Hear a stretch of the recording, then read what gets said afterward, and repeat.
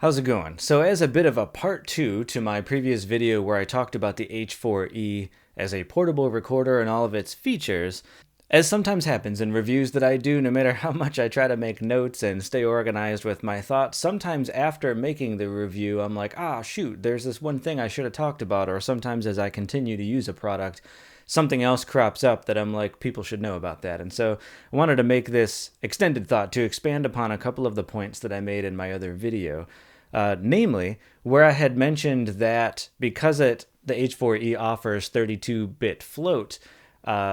theoretically people always say it's impossible to clip, or it's a lot harder, and that it means that you don't have to set the gain on the device because it automatically adjusts levels for you, and how convenient that seems at a glance. But here's a thought, and just so you can see, I always place my mics just off camera so that they're not obvious in my videos, but I'll lean the camera down so you can see. I have my usual Yeti mic on a swivel stand right in front of me, and then I've also got the H4e right next to it, and I'm recording the audio for this video with both devices so that I could make a couple of points on that. When I was recording the last video to talk about the H4e, I was hand holding it, and I kept running into issues where if I put the mic like 6 inches from my mouth, where it ideally is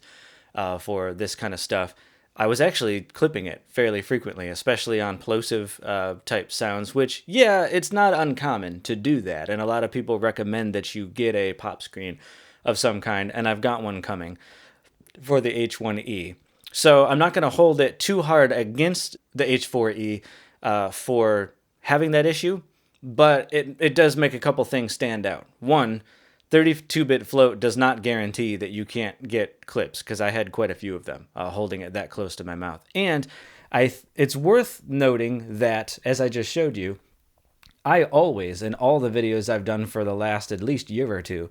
have a Yeti mic on a swivel stand, a swivel arm, right in front of me, about 6 inches from my mouth. And I never have any issues with clipping. Even when I'm varying, talking kind of quietly or talking notably louder, it never clips, and I never have that issue. Part of that is I've set the level to a really good area, but I think what it also highlights, because when I've used the H4e outside with a lavalier mic run out the side of it, I have also never had issues with clipping using an external mic. So I suspect that part of the issue is that the internal mics of the H4e are just too sensitive. And so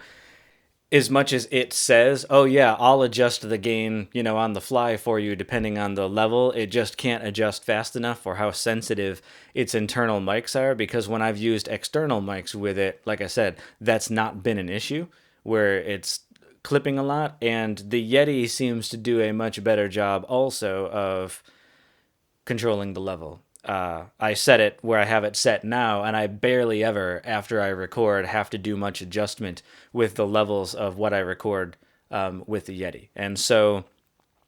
I thought that was worth mentioning, and I wanted to place them both on boom arms in front of me here so that all is fair. They're both the same distance from my mouth.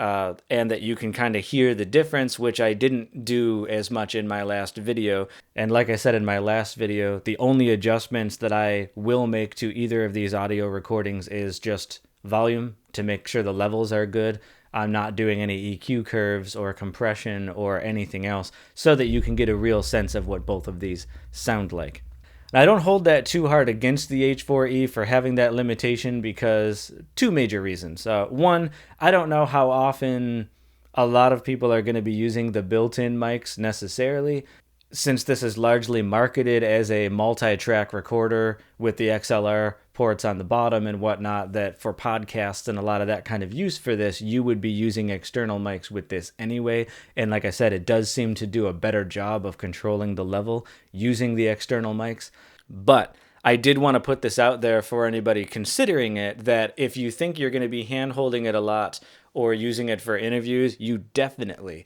want to get one of those fluffy mic covers for it, for the internal mics that it comes with, for plosive type sounds, because it is really sensitive to those, and you can definitely clip even with 32-bit float. And sadly, even with 32-bit float, which offers you more flexibility in sound editing, you still can't recover from a clipped signal at a certain point. So that's worth discussing. And like I said, since I often use the Yeti for all of my videos, not saying it's the greatest mic out there, it's just one that I bought early on into my doing videos, and I think it sounds good. And comparing the two directly price point wise, since the H4e is around $200, and I believe I paid about $150 or $160 for the Yeti X that I have when I got it, the value that you get from the H4e for just a little bit more money, the fact that you get a pretty